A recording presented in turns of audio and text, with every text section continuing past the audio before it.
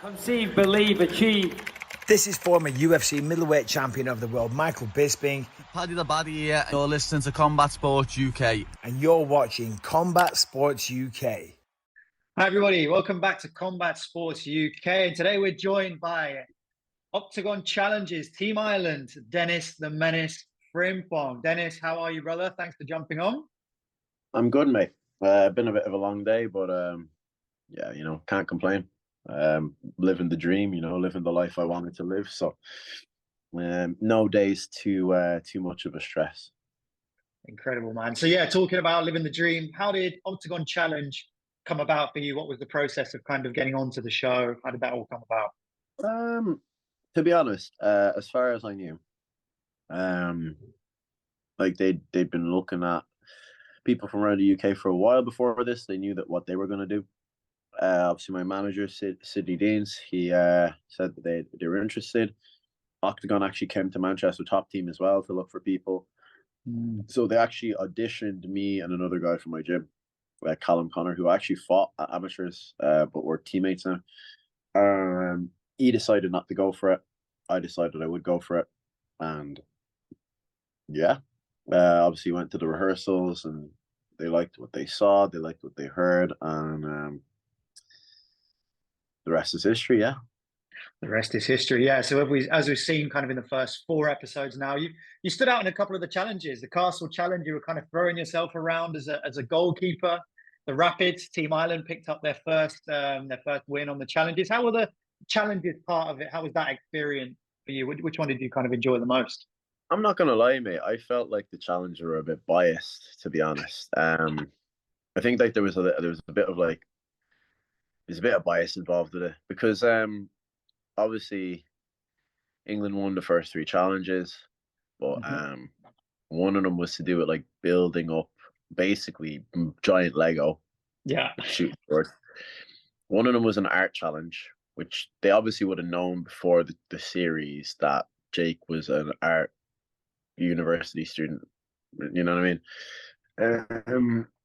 But yeah, it is what it is. Like, as we said on the show, we didn't come there to paint on walls. We came there to fight as the Irish team. So we did, me and our man did the business.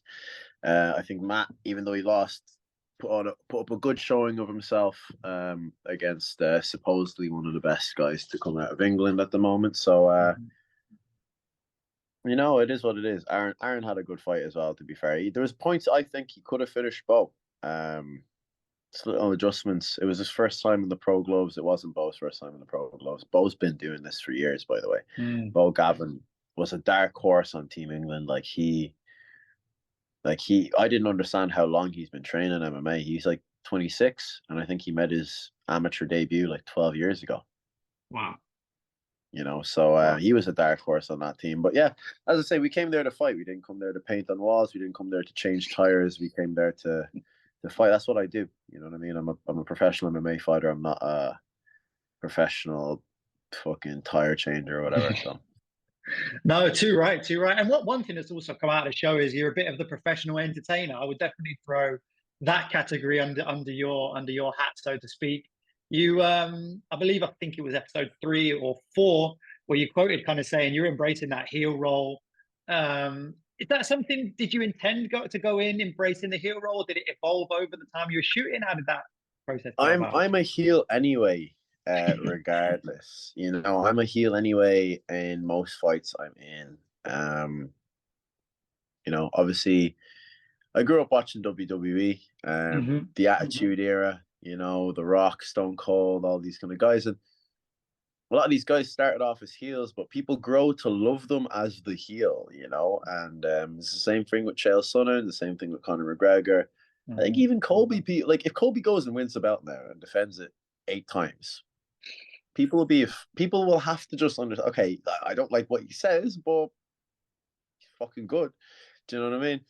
So it is what it is. Also, going on reality TV, I didn't know what to expect. I didn't know what way they were going to cut it, what way they were going to edit it. They left a lot of stuff out.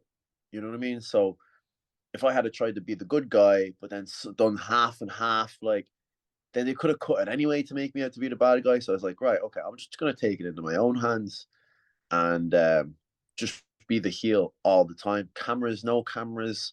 I just cranked my personality up to like 11. And yeah, so that way there was only one way they could edit it. You know, there wasn't really much of being a good guy other than maybe just after the fight with Hassan. You know, obviously I gave him a bit of respect. Yeah. And that's another question I had is behind the cameras, like you kept that up the whole time. The whole time you were shooting, absolutely. it was just constant.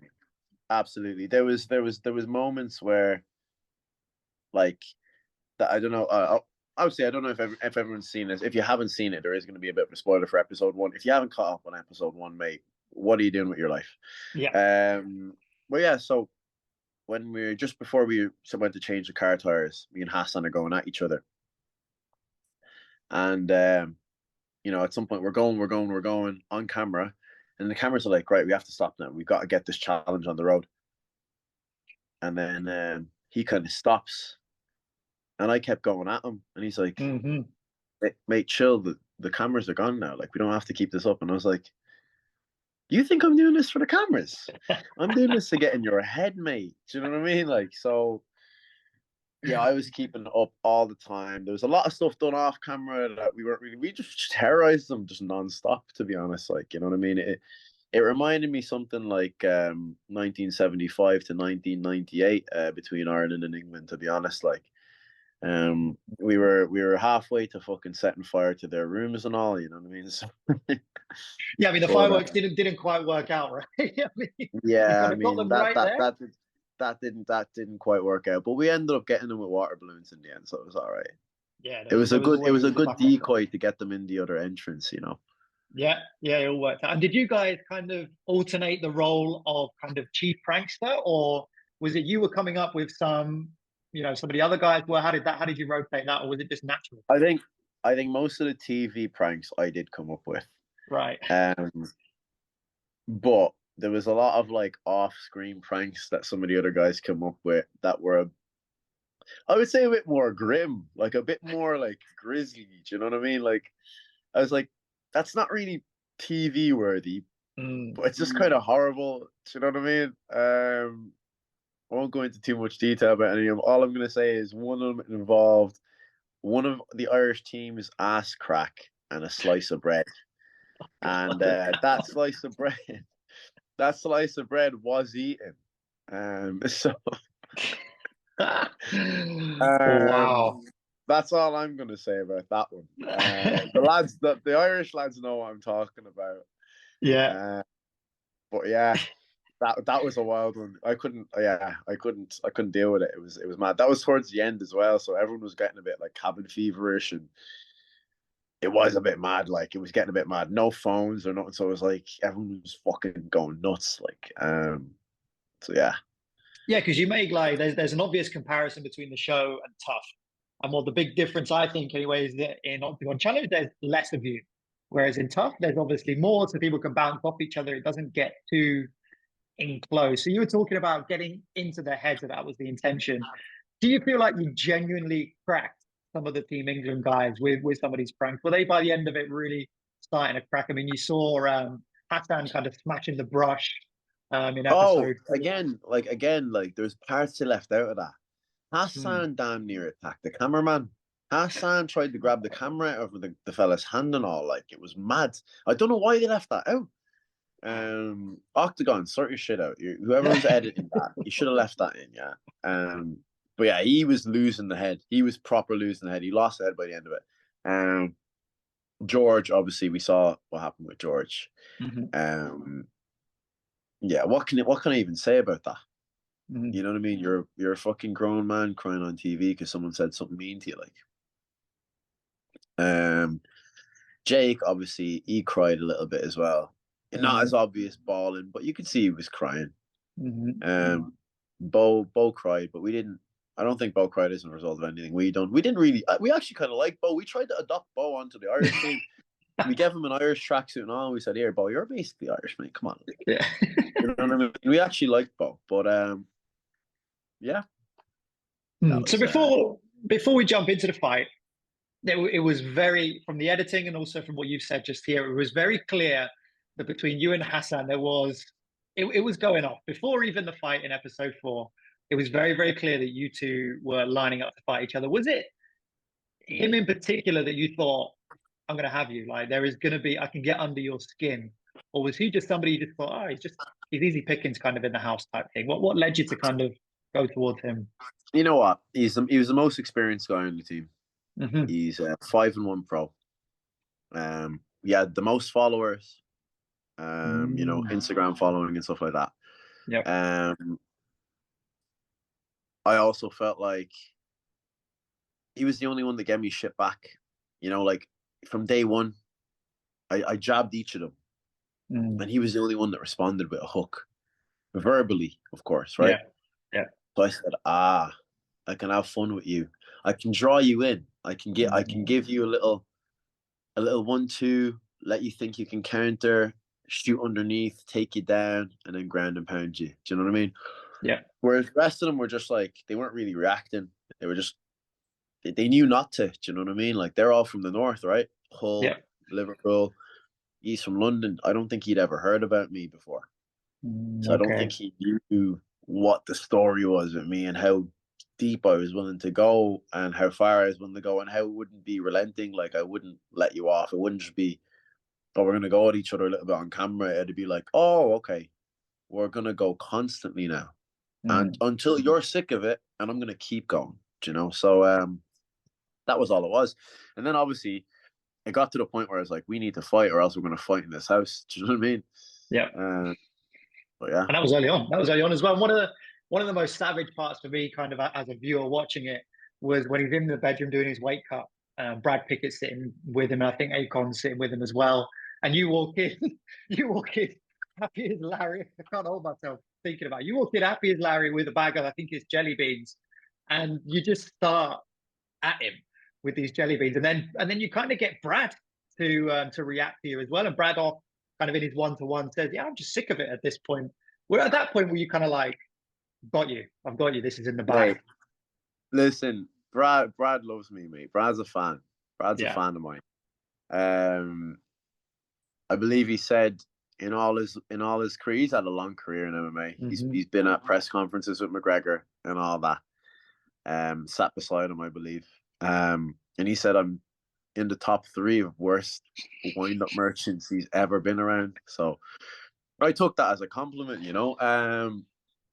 But yeah, to be honest, like he fucked his weight cut up, didn't he? Well, I mean, he made weight in the end, but at the start of the show, keep in mind, I'd been sitting on weight for like 76 kilo, ready to make weight on 4 days' notice from like the moment I got there, because I didn't know, am I going to fight first? Am I going to fight second? You know what I mean? And he's there eating croissants, fucking drinking Coke, and I'm like, what's this guy playing at? Is he all right? Like, and then I just wanted to let him know, you know, like, you've made this harder on yourself than it needed to be. Yeah, straight away from episode 1, there's the image in my head of him eating cereal and you just over the top, kind of like the devil on his shoulder or the angel trying to say, you sure you want to eat that? You know, you can make weight. The pasta. Yeah. The pasta. And then, so in that scene as well, again, they left it out. But I farted on his head from that perch. There was a point where I've like farted super loud. Everyone's laughed. He's laughed. And that was the point, because that was like day 3. And I was like, right, I can really do whatever I want to this guy, because he's not going to do anything. Do you know what I mean? Like, if someone farted on my head, I probably would have flipped. I would have been like, nah, you're not farting on my head on TV, mate. Do you know what I mean? But that's it. It's like once it got past a certain point, they couldn't get mad at anything, because it was like, you've already let them do a week's worth of shit to you. Like you can't get mad now. Do you know what I mean? And if you get mad now, then you're showing that you got to you. So it's one of them, like, you know, I had a good time. Honestly, I had a good time. I know the rest of the Irish lads had a good time. It comes through. I don't know if the English guys had a good time over in Slovakia. It definitely comes through kind of in the edits. You know, you're all smiling and causing chaos. So brings us nicely to the fight. So full spoilers ahead now. If you haven't seen episode 4, Octagon Challenge, go to YouTube, come back to us. We're going to talk about the fight, you versus Hassan, the people's main event, episode 4, the last of the quarterfinals. Going into the fight, how confident were you? Mate, listen, again, another part they left out of the edits. I was in an interview after that weigh-in, right? After we weighed in, they asked me how did I think the fight was going to go. I said he's going to come out strong in the first round. I believe he's going to gas out from going too crazy, using too much strength. The mind games will have got to him. He'll tire out, and I'll finish him at the end of the first or in the second round. I believe Shem said the same thing. They left it out. I don't know why, but I knew exactly how that fight was going to go. Obviously, I don't underestimate anyone. I've underestimated fighters in the past, my pro debut, for example, and I ended up getting robbed in a decision. So I don't underestimate anyone anymore. Anyone can knock you out, you know. So anyone that trains can knock you out. Especially as I said, he's a much more experienced guy with the 4-ounce gloves with 5-minute rounds. He's a full grown man. He's got that Congolese power, that Congolese strength. He was a special forces guy, you know what I mean? He's from the Congo. He's seen mad shit, obviously. So I didn't disregard him, but I just knew the skill gap was too big. I just knew he'd be too stiff. I knew that once I made my reads on him, that would be a wrap. I didn't expect a head kick KO. I won't lie. I thought I was gonna land punches, but I take what I'm given when it comes to KOs.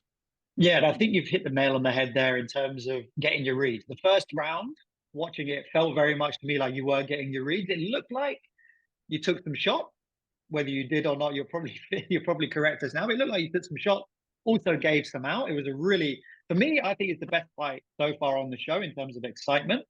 Talk us through that first round and then building up to the finish in the second.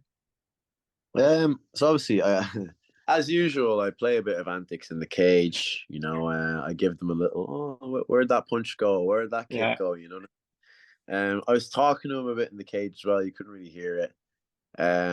He did land a couple of little right hands and stuff like that. But it wasn't by far wasn't the hardest I've been hit.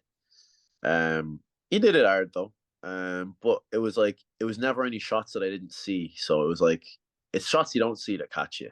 No matter how hard they are. But if you see the shot and you move off, you can kind of take some of the sting out of it, you know. Like I said, I was getting reads. I think I started in orthodox mainly. Landed a few nice little bits, few knees and knees to the body on the clinch. Couldn't really see in the angle properly, but when he did take me down on the cage, I kind of accepted the takedown, to be honest. I wanted to see what he'd be like in my guard. He couldn't pass my guard. I was landing little shots in the guard. When he stood up out of the guard, I up kicked him twice. You could hear it, but you couldn't really see it. But like from if they had shown it from behind me, like I walloped him in the face like it was bad, which is why I think he let me back up. And yeah, I think at the end of the round, you could see the body language. He walked off. I was still staring at him. I was smiling at him because I knew with the energy when he walked off, I was like, he's done. He's done. He's after giving it 150%, and I've only just maybe touched 70% here. I'm still good to go. So I knew I'd finish him in the second round. I started opening up a little bit more. Started throwing a few more diverse shots. The shot selection was on point. I thought most shots I threw, I was landing. Obviously, we've gotten into a clinch at one point. I saw he was bleeding a lot. I've heard the coaches call for a separating strike. And then we all know what happened next. You know, the 4-piece combination followed by a head kick and a walk-off knockout. Obviously, as I said, I'm a big WWE fan from back in the day, the Attitude Era. So I had to give Brad Pickett and the rest of the English team a little D-Generation X. If anyone remembers them, Shawn Michaels, Triple H, and at one point, Mike Tyson. So yeah, Mike Tyson, a special guest appearance. I remember it well. X-Pac doing exactly what you did. Enforcer, wasn't it? Special enforcer. I do remember that. That head kick. From watching it back, because I've seen the fight a couple of times now, obviously to prepare speaking to you today, you set it up really well with the body shots as well. You started low with your kicks, and you can see in that second round that his hand visibly dropped from where it was high when he started in the first down low. And then, like I was saying to you off camera there, I don't understand where the kick came from or how you had space to execute it from where you were at the cage. But is that something you saw in him that you thought, I can go high now? Or how did it come about? Honestly, the head kick, it's weird. Every time, like whenever I've knocked people out, it's not the kick that you throw that you think's going to knock someone out. It's a kick that you just sort of throw up loose and it just snaps. Do you know what I mean? But yeah, I did land a few left kicks to the body. Yeah, I was landing to the head, but he was always covering up to block it. But I think off that hand combination, I'd rocked him with the right hook. Yeah. The left uppercut missed, and then the right straight landed to like the side of his head. And he kind of wobbled a little bit. And as he wobbled and swayed, it's like he swayed back into the kick. As far as the space, like this is what I have to credit Dan the villain Holt. He's one of my training partners. He gave me these drills for kicks, and it's just improved my mobility massively since I started doing them. But yeah, I can just throw kicks out now from like way closer than I used to be able to, because it's just about the way you can get your leg up. You know, like Jean-Claude Van Damme, the way you can get his leg all the way straight up. Yeah, I feel like that's a big help. So yeah, and it was just a clean shot. It just wrapped perfectly around his jaw. I believe it broke his jaw. I believe one of the knees that I landed to his face broke his nose. Yep. So yeah, he wasn't in a good way. My goal is always to send my opponent to the hospital, make sure that he can't enjoy that evening. Regardless of whether they win or lose, to be honest, like I've lost decisions, and I'm pretty sure after every one of my decisions, the other person's felt it for the next few weeks. You know what I mean? So I'm in there to hurt the other guy at the end of the day. Yeah, and I think you've put a real statement. You know, if people were watching anyway for the entertainment side, now they know you back it up. And I think that obviously you know what happened leading up now, but that for us makes it really interesting going into the semi-finals. That's where you're going next. That's where we're obviously looking forward to seeing you. So what I'll do kind of to wrap up now is just throw over to you. Is there anyone else you want to shout out? Anything you want to mention before we wrap up here? Yeah, so obviously shout out to my sponsors. I'm gonna go do them very quickly. Yannick McGee Nutrition, Boosh Giveaways, Pound for Pound Performance, Shifa Rehabilitation, the new Natural Shilajit, Royal Minerals, CMOS, Gillespie Corporate Security. Yeah, my man Hassan giving me a little sponsorship now. After all the beef is squashed. But yeah, Gillespie Corporate, and yeah, I think that's it. If I forgot anyone, I have them all in my Instagram. I post them quite regularly, so just follow that. Obviously, give me a follow on Instagram if you want to follow all the antics. I'm not just a menace in houses. I tend to harass people on stories quite a bit as well. It just so happens that in a house they can't really block me or hide me or ignore me too much because I'm face to face with them. But yeah, other than that, keep watching Octagon Challenge. Next episode's out Tuesday. There's 4 more episodes, so if you want to find out what happens next, if you want to see me potentially get humbled, keep watching. You know, if you want to see me go on to potentially win it, keep watching. Either way, give it a watch. Amazing, man. You dropped the promo for me. You took the words right out of my mouth. Obviously, the winners go on to fight in November in Manchester. We'll be there. Combat Sports will be there covering it. So we're looking forward to meeting you there. And obviously, you know what happens in the semi-final, but we wish you luck in the semi-final fight. And as Dennis said, every Tuesday up until November 4th, I think is the Octagon Fight Night.